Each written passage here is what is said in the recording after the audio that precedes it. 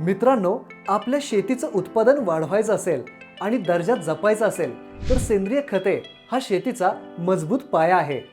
ही खते पिकांना नैसर्गिक पोषण देऊन शेती अधिक नफ्याची बनवतात। शेतीतील कचरा जर कशामुळे संपत्ती बनत असेल तर ते म्हणजे कंपोस्ट खत। चला तर मग सेंद्रिय खतांच्या या सिरीज मध्ये पहिल्यांदा पाहूयात कंपोस्ट खताबद्दल माहिती।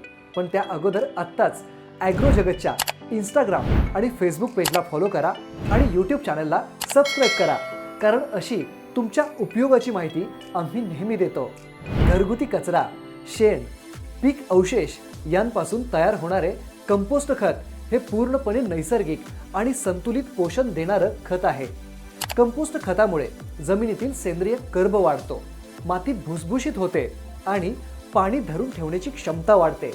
हे खत सर्व प्रकारच्या पिकांसाठी उपयुक्त असून विशेषतः भाजीपाला, धान्य पिके, कडधान्ये आणि फळबागा यासाठी फायदेशीर आहे। कंपोस्ट खत पेरणीपूर्वी किंवा लागवडीच्या 15 ते 20 दिवस आधी वापरावे।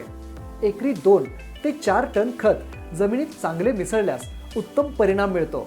तर मग ग्राहकांनो, तुम्ही दर्जेदार कंपोस्ट खताच्या शोधात असाल आणि विक्रेत्यांनो, तुम्हाला जर तुमच्या खताच्या विक्रीसाठी प्लॅटफॉर्म हवा असेल तर एकच नाव म्हणजे ॲग्रो जगत ॲप।